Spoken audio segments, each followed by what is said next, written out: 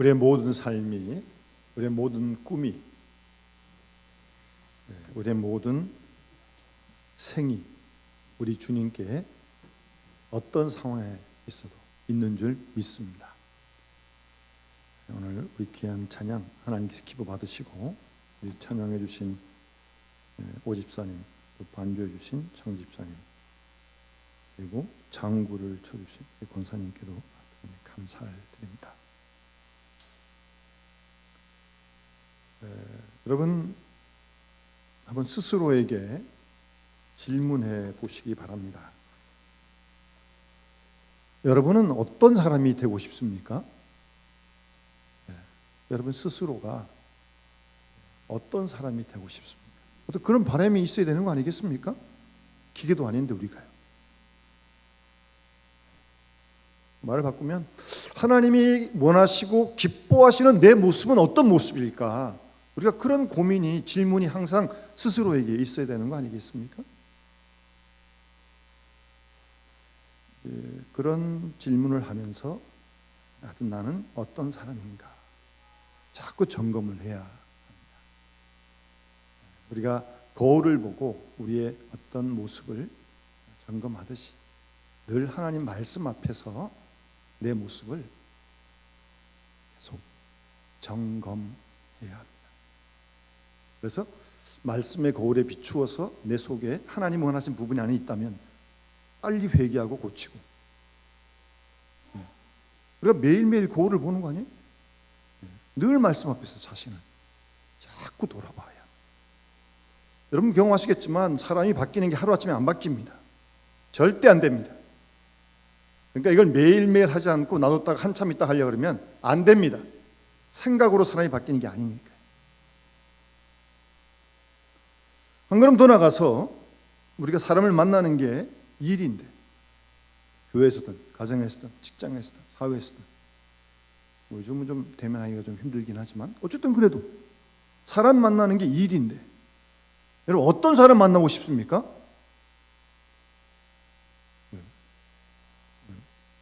좀 만나고 싶은 사람이 있잖아요.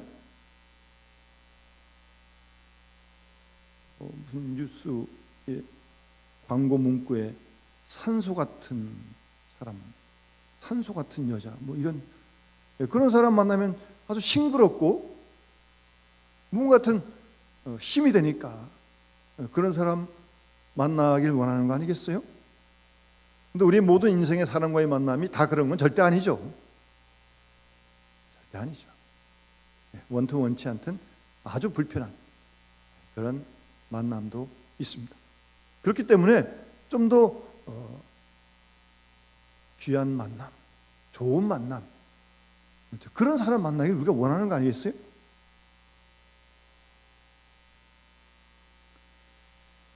오늘 본문에 보면 우리 나다나엘, 아주 예수님께서 극찬을 하십니다.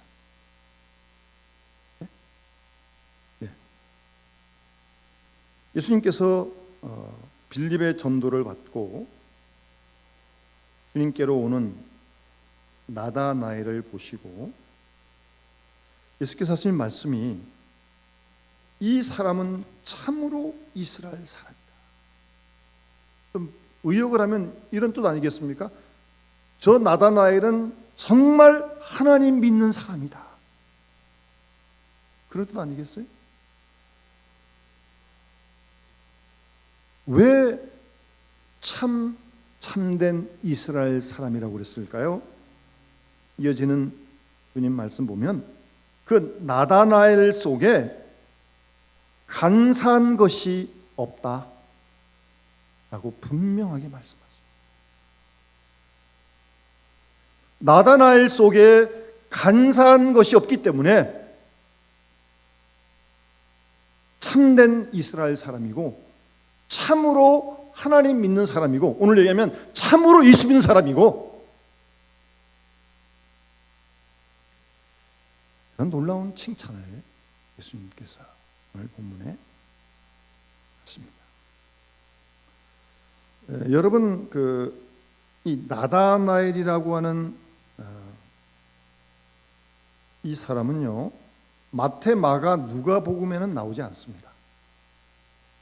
마태, 마가, 누가복음에는 예수님의 제자 12 이름이 나오면서 바돌로메라고 나오는데, 또 요한복음에는 바돌로메가 나오지 않아요.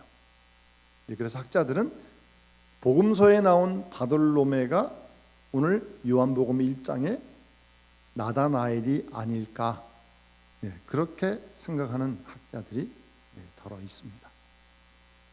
동일 인물일 것이다, 그렇게 많이들 얘기를 합니다만, 어쨌든 이 나다나엘은 복음서 마태, 마가, 누가에는 한 번도 그 이름으로 기록되어져 있지 않습니다. 나다나엘, 너는 참 이스라엘 사람이다. 내 속에 간사함이 없다. 이 말씀이 계속 본문을 읽다가 제 마음속에서 떠나질 않습니다. 간사함이 없다. 여러분, 간사하다는 말이 뭡니까? 아시는 대로 겉과 속이 다른 겁니다. 겉과 속이 다른 사람, 간사한 사람. 다른 말로 하면 표리부동하다, 그렇게 표현할 수 있죠. 그래서 그런 사람들은 신뢰할 수가 없습니다. 앞에서는 이런 말 하는데 뒤에 가서 딴 생각하고 있고, 앞에서는 웃으면서 좋은 말 하는데 뒤에서 칼을 갈고 있고, 무섭죠? 헤헤헤 웃으면서 뒤에서 시커먼 아주.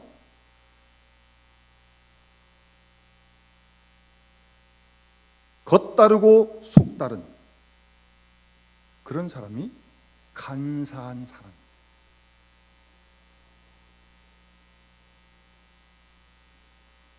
그런데 여러분, 이 간사함을 하나님께 속일 수 있겠습니까?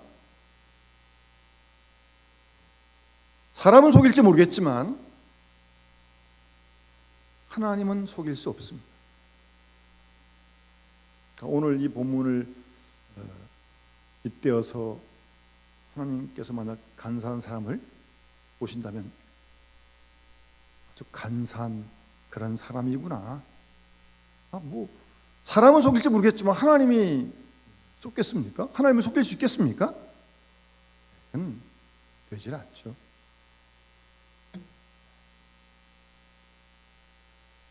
그런데 오늘 본문에 나다나엘은 간사함이 없어요. 참된 이스라엘 사람이에요. 오늘 얘기하면 참된 예수 믿는 사람이에요. 그러니까 그런 표현은 없지만 예수님 마음에 이 나다나엘이 들은 거죠. 예수님 마음에 들었어요. 아주 예수님 마음을 흡족해 하는 그런 나다나엘이었다는 거죠. 마치 다윗이 하나님 마음에 들었던 것처럼. 여러분, 하나님 마음에 들고 싶지 않습니까? 주님 마음에 드는 사람 되고 싶지 않습니까? 그래야 되는 거 아니에요? 그러려면 간사함이 없어야. 간사함이 없어야. 그런데 여러분, 이 간사함이 없다는 말은 결코 죄가 없다는 말이 아닙니다. 이 세상에 죄 없는 사람이 어디 있어요? 예수님 말고는 아무도 없습니다. 모든 사람이 다 죄인입니다. 죄 없는 사람 없어요. 죄가 없다는 말이 아닙니다. 그러면 이 간사함이 없다는 것은 무슨 말입니까? 죄가 없다는 말이 아니에요. 죄 없는 사람 없으니까. 죄를 지어도 자기가 지은 죄를 고집하지 않고 숨기지 않고 자기가 지은 죄를 그대로 인정하고 솔직히 말할 수 있는 사람, 그 사람이 간사함이 없는 사람이죠. 사람이 실수할 수 있습니다. 예? 실수하는 사람이 어디 있어요? 그런데 잘못하고 죄 짓고 실수하고 그 자체를 부인하는 겁니다. 아니면 남에게 떠넘기거나.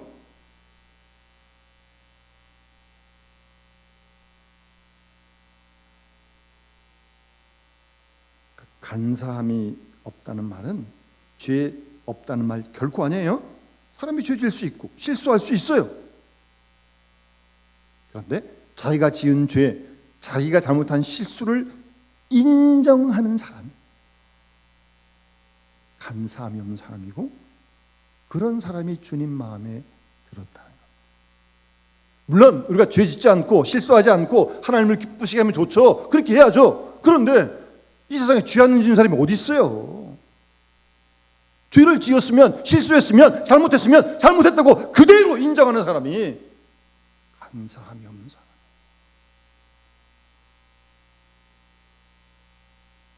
그러니까 간사함이 없다는 말은 결코 죄와 허물과 실수가 없다는 말이 아니에요. 그런 사람 없어요. 죄와 허물과 실수가 없다는 말이 아니고, 실수했다면 실수한 것을 감추지 않고 덮지 않고 나 실수했습니다, 나 잘못했습니다, 잘못한 거 잘못했다 그러는데요 뭐. 그런 사람이 간사함이 없는 사람. 그러니까 겉과 속이 같은 거죠. 잘못한 걸 잘못했다 그러니까, 실수한 걸 실수했다 그러니까 겉과 속이 같은 거죠. 그러니 간사함이 없는 사람이라는 말씀입니다.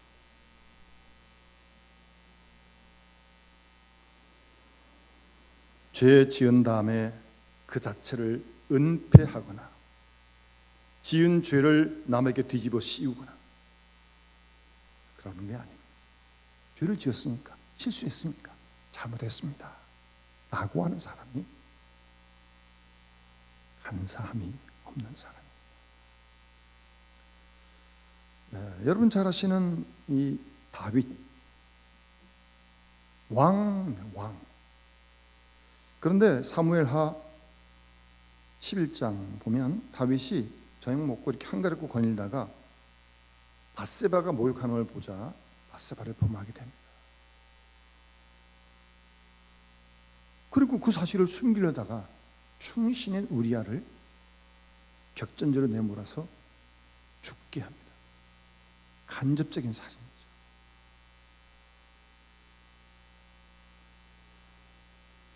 그러자 하나님께서 나단 선지자를 다윗에게 보내십니다. 12장에서. 그래서 나단 선지자가 다윗에게 비유를 들어서 설명을 하죠. 한 서금에 두 사람이 있는데 한 사람은 부하고 한 사람은 가난하다. 부한 사람은 양과 소가 많고 가난한 사람은 아무것도 없고 자기가 산 작은 암양 새끼 한 마리밖에 없다. 같이 먹고 같이 자고 정말 가족처럼. 그런데 어떤 행인이 부자에게 왔는데 부자가 자기에게 온 행인을 위하여 자기 양이나 소를 잡지 않고 많은데 이 가난한 사람 암양 새끼 하나밖에 없는데 가족 같은데 그걸 빼앗아 가지고 빼앗은 거예요.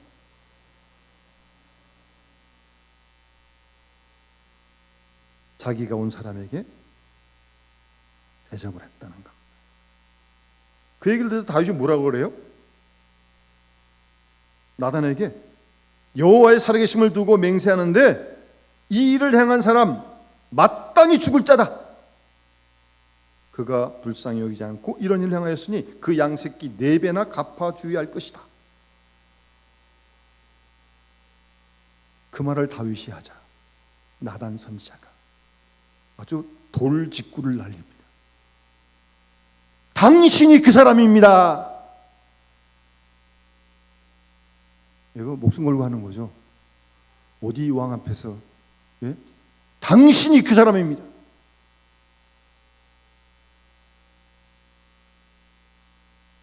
그러면서 나단 선지자가 쭉 설명을 하죠.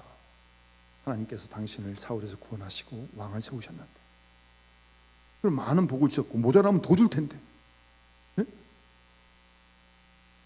어떻게 하나님을 업신여기고 우리의 아내를 빼앗아 가지고 당신의 아내로 삼았냐. 칼이 내 집에서 영원히 떠나지 않을 것이다.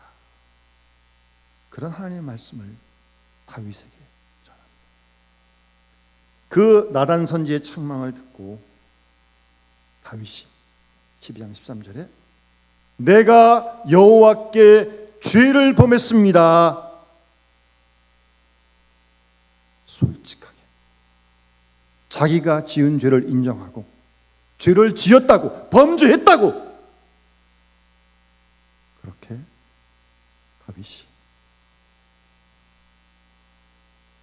고백을 합니다. 그리고 이제 다윗이 그때 지은 시편이 시편 51편의 시편입니다. 나중에 한번 집에 가서 읽어보세요. 51편이 그때 지은 시편입니다. 하나님이여, 주의 인자를 따라 내게 은혜를 베푸시고 주의 많은 긍휼을 따라 내 죄악을 지워 주십시오. 나의 죄악을 맑게 씻겨 주시고 나의 죄를 깨끗하게 지하여 주십시오. 우슬초로 나를 정결하게 하소서. 내가 정하리이다. 나의 죄를 씻어 주소서. 내가 눈보다 희리이다. 여러분, 다윗이 하나님 마음에 들은 데는 뭐 여러 가지 이유가 있겠지만 그 중에 아주 중요한 요소예요. 죄를 짓고 얼마든지 왕이기 때문에 다른 방법을 취할 수 있었지만 자기가 지은 죄를 솔직히 인정하고 그대로 바로 회개하는 이런 모습이 하나님 마음에 아주 크게 들었던 거죠. 간사함이 없는 거죠. 허물이었다는 게 아닙니다. 죄가 없다는 게 아닙니다. 죄 졌어요.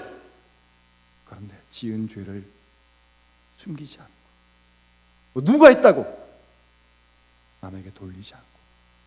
그 다윗 시편 읽어보면 밧세바에 대한 얘기가 한 번도 안 나옵니다. 한 번도 안 나와요. 전적인 자기 잘못이라는 거죠.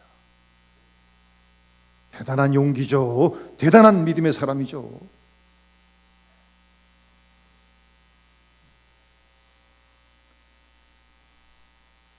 여러분, 우리가 살다 보면 원튼 원치 않든 실수할 수 있고 죄 질 수 있고 잘못할 수 있습니다. 물론 안 그래야 되지만, 안 그러려고 기도하고 힘쓰지만 그게 마음대로 다 안 되니까요. 그렇게 죄를 짓고 실수하고 잘못했을 때 그냥 그대로 사실이니까 그거 인정하고, 잘못했다고, 잘못된 거 잘못했다고 그러는데 뭐 그럼 부끄러운 거 아니에요. 용기 있는 겁니다.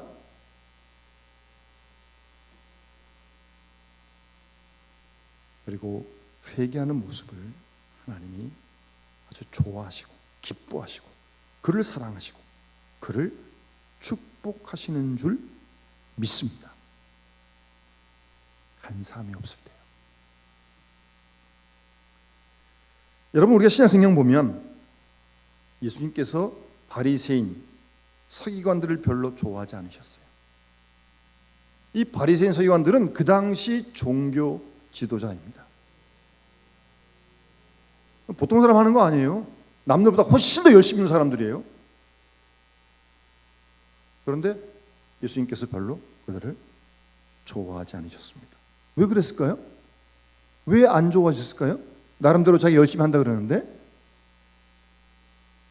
그들의 겉과 속이 달랐기 때문입니다.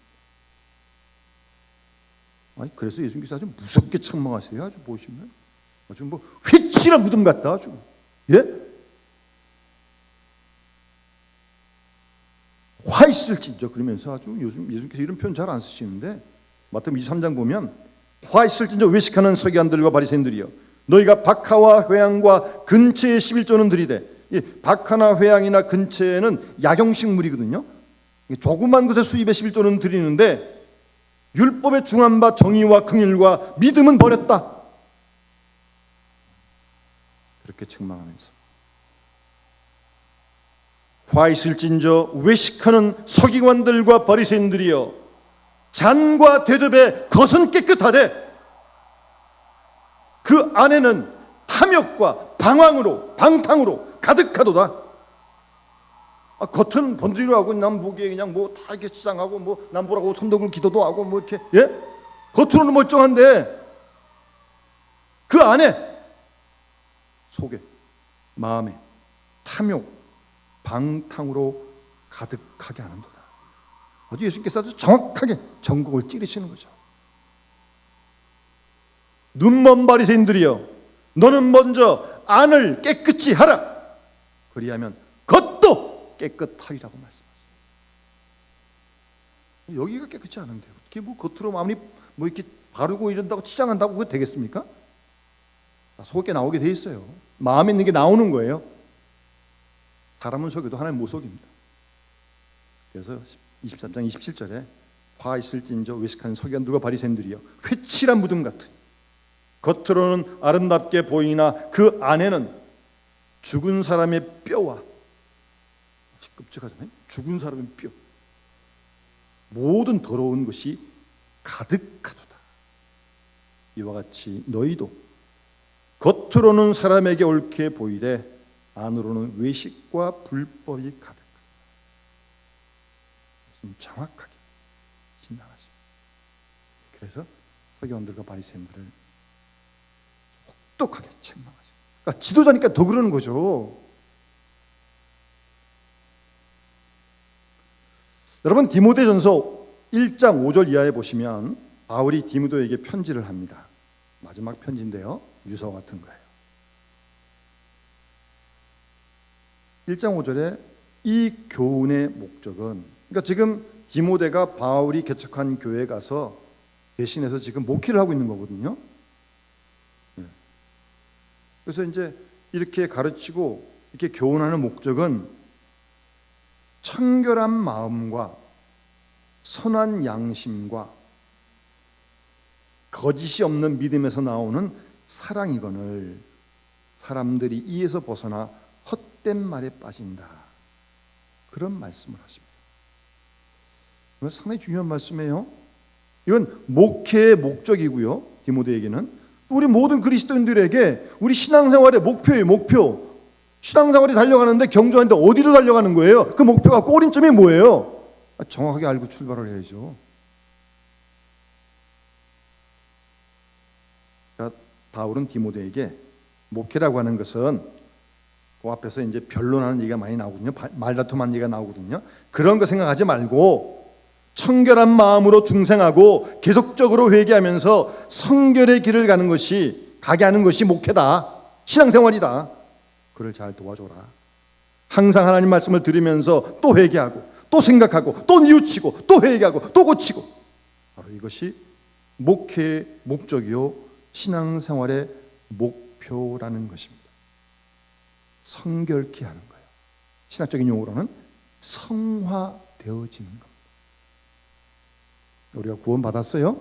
영생 얻었어요? 그리고 끝나는 게 아니잖아요. 아직 하나님 나라 안 갔잖아요. 구원 받은 우리가 이 땅에 사는 동안 계속적으로 지금 성화되어지고 있는 거죠. 성결을 되어지고 있는 거죠. 그걸 강조하는 이제 교단이 감리교하고 성결교예요. 성결교회 이름도 성결교잖아요. 내가 지금까지 그것이 죄인 줄 몰랐는데 하나님 말씀을 듣다 보니까 그것이 죄인 줄 알았고,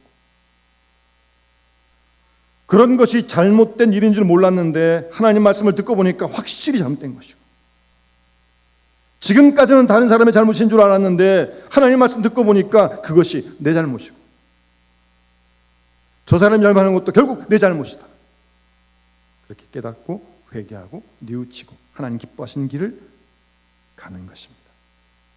좀 더 성결하게, 좀 더 깨끗하게, 좀 더 정결하게, 좀 더 바르게,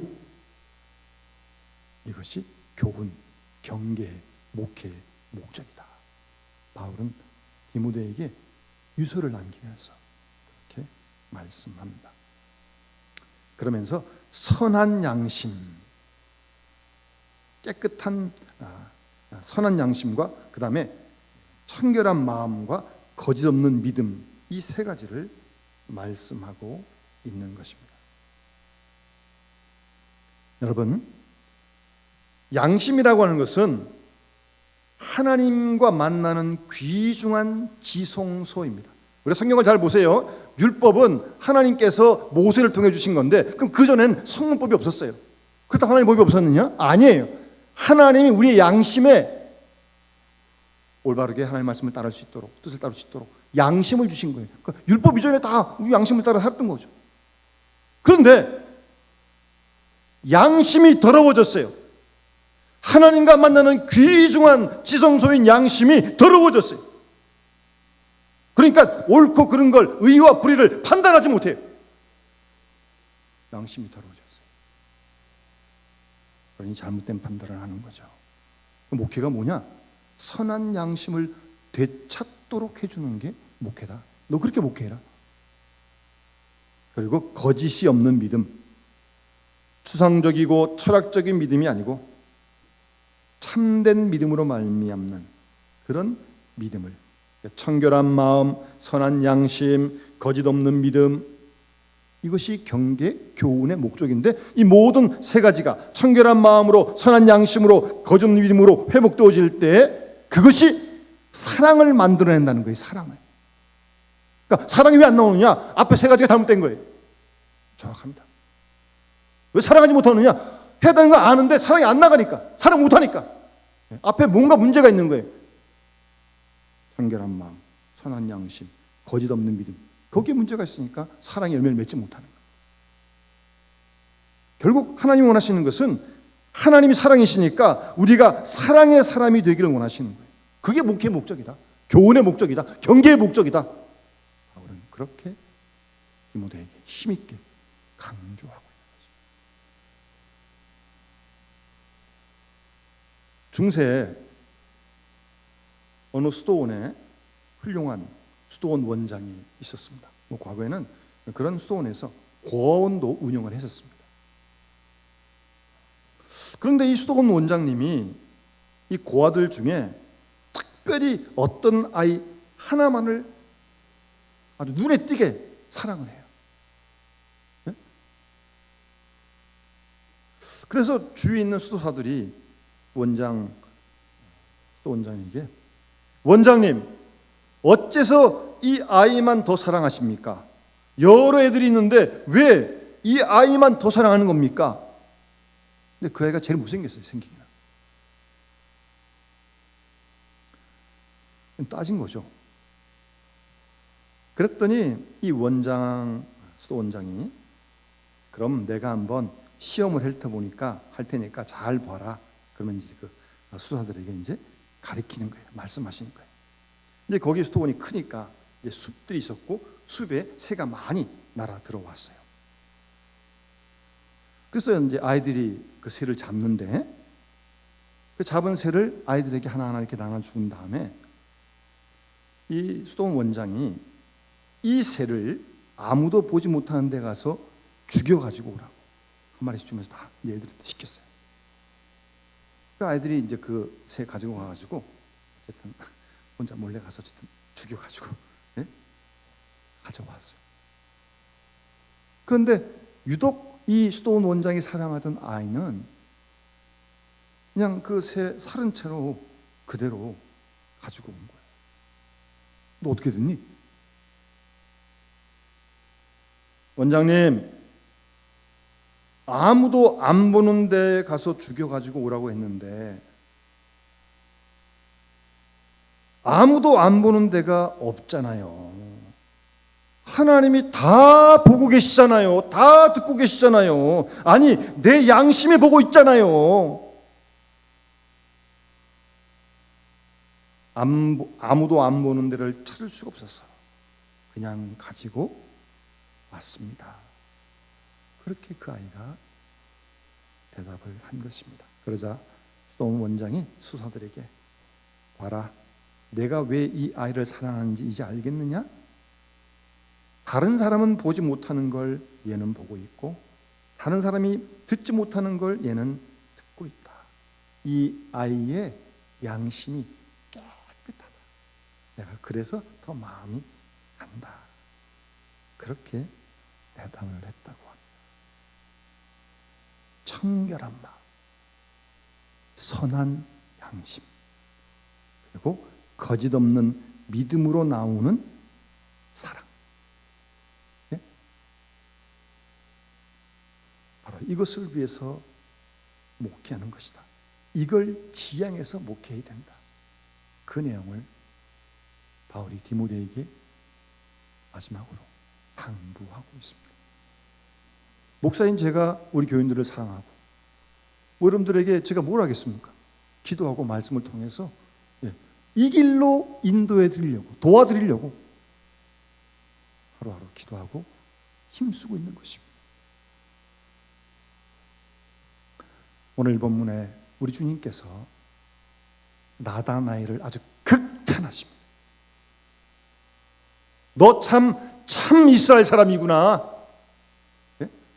이게 보통 칭찬입니까? 정말 하나님 믿는 사람이구나. 너 내 속에 간사함이 없다. 우리 모두가 주님께 이런 칭찬을 들으면서 우리가 우리의 남은 인생을 살아가는 귀한 우리 온 명람의 가족들이 다 되어줄 수 있기를 주의 이름으로 축원합니다. 우리 자송가 420장 혹시 준비한 헌물이 있으면 드리고요. 찬송 부르겠습니다.